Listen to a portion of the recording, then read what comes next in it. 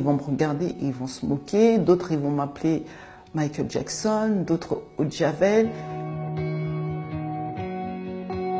Je m'appelle Adina, j'ai 40 ans, je suis atteinte d'albinisme. En France, on est 20 000. L'albinisme, c'est d'abord ce que je suis. L'albinisme oculo-cutané, donc c'est le fait de ne pas avoir de mélanine. On n'a pas du tout de pigmentation et on est sensible au soleil. Ça touche aussi les yeux. Du coup, la plupart des personnes atteintes d'albinisme sont malvoyants, dont mon cas, j'ai 0,5 de vision. Je suis née au Cameroun. Je suis arrivée en France à l'âge de 5 ans parce que mon père et ma mère, ils n'ont pas voulu me garder à cause de mon albinisme. Ils ont choisi en fin de compte de m'envoyer en France dans une famille, chez une tante. J'ai passé une enfance très difficile. J'ai grandi dans une famille noire qui ne m'aimait pas. Donc moi, j'ai été victime de maltraitance, d'humiliation incessante. Même s'il y a des personnes qui sont blancs comme vous, vous êtes blanche, mais les traits du visage, c'est pas la même chose. De 5 ans jusqu'à au moins l'âge de 14-15 ans, moi, j'ai pas eu en fin de compte d'amour, ni des explications vraiment de qui j'étais. Le fait en fin de compte d'avoir plus des moqueries à l'école, c'était pas ça qui me faisait qui était plus difficile, c'est plus de grandir en fin de compte dans une famille où les gens ils veulent pas de vous. C'est ça qui était très compliqué. Quand on va aussi à l'école, on voit les camarades qui se moquent de vous parce que vous êtes différents aussi d'eux. Des deux côtés, en fin de compte, j'étais coincée, donc j'étais une enfant très agressive, vraiment très très mal dans sa peau. Le fait aussi de changer de famille d'accueil tout le temps, c'était vraiment très très compliqué. Vraiment. Ce qui est le plus difficile, c'est plus les adultes, en fin de compte.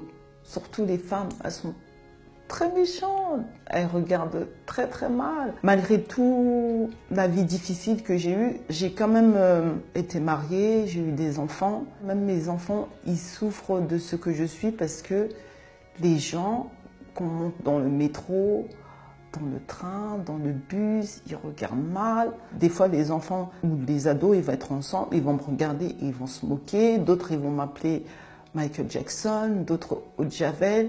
Des fois, il y a même des enfants, par exemple, qui sont accompagnés avec leurs parents, qui vont se moquer.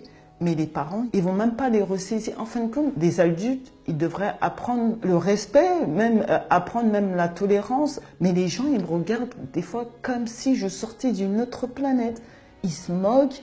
Et même mes enfants, des fois, ils sont étonnés parce qu'ils disent « Mais maman, je comprends pas pourquoi les gens, ils regardent comme ça. Pourtant, moi, je te trouve normal. » La société d'aujourd'hui, franchement, c'est très compliqué. Encore ça, vous voyez. J'ai passé le cap. C'était avant que c'était très compliqué parce qu'avant, moi, je sortais déguisée. Il fallait que je cache absolument mon albinisme. Donc, j'allais mettre beaucoup de maquillage. J'allais mettre des perruques qui n'étaient pas de ma carnation. Je me camouflais sous des artifices parce que j'en avais marre que les gens ils se moquent, qu'ils me regardent bizarrement. Que ce soit la population occidentale ou la population noire. Hein. La population noire, ça c'est encore pire. Parce que la population noire, elle sait que je suis africaine. Ils savent que je suis noire aussi quand même. Mais eux, ils me regardent comme si j'étais une pestiférée. Quand je vois ce qui se passe pour les albinos en Afrique, moi, ce que je vis ici, c'est rien. Eux, là-bas, ils sont carrément pourchassés, ils sont tués, ils sont maltraités, ils ne sont pas considérés.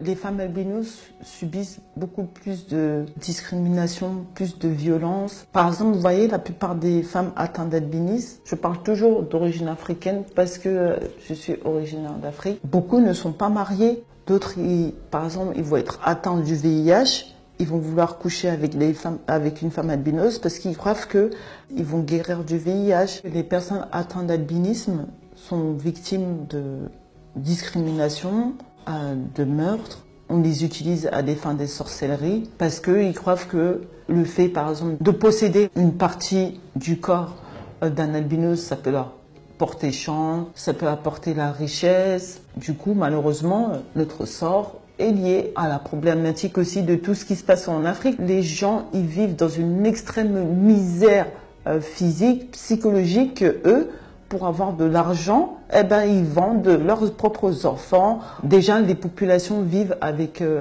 1 euro par jour. Les albinos, par exemple, il y en a certains qui vendent leurs cheveux. Il y en a certains, ils se font prélever le sang. D'autres, ils se font prélever les ongles. Alors, j'ai créé l'association Anida déjà par rapport à mon propre vécu, d'être née atteinte d'albinisme, d'avoir été rejetée de sa propre famille, d'avoir grandi hors de son pays. Le fait d'être partie aussi au Cameroun à l'âge de 19 ans, j'ai vu les conditions de vie, comment étaient des personnes atteintes d'albinisme. Donc tout ça, là, ça m'a tellement marqué et tout. Donc j'ai créé l'association. Je me suis dit, dans un premier temps, comme ils ont besoin de crème solaire, il faut déjà que je trouve une solution palliative pour qu'ils puissent avoir des crèmes solaires, qu'ils puissent avoir des lunettes de soleil pour se protéger du soleil. D'informer aussi des personnes de ce que c'est l'albinisme.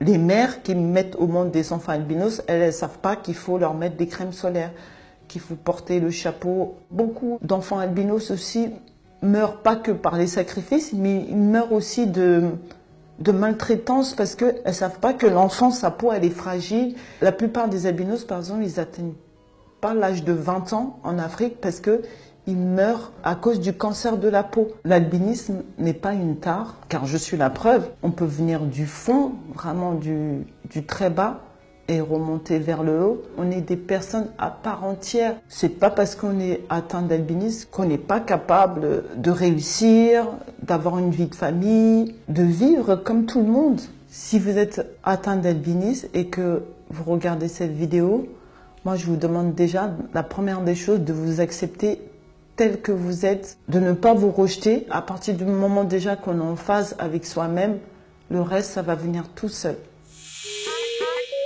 5, 4, 3, 2, 1.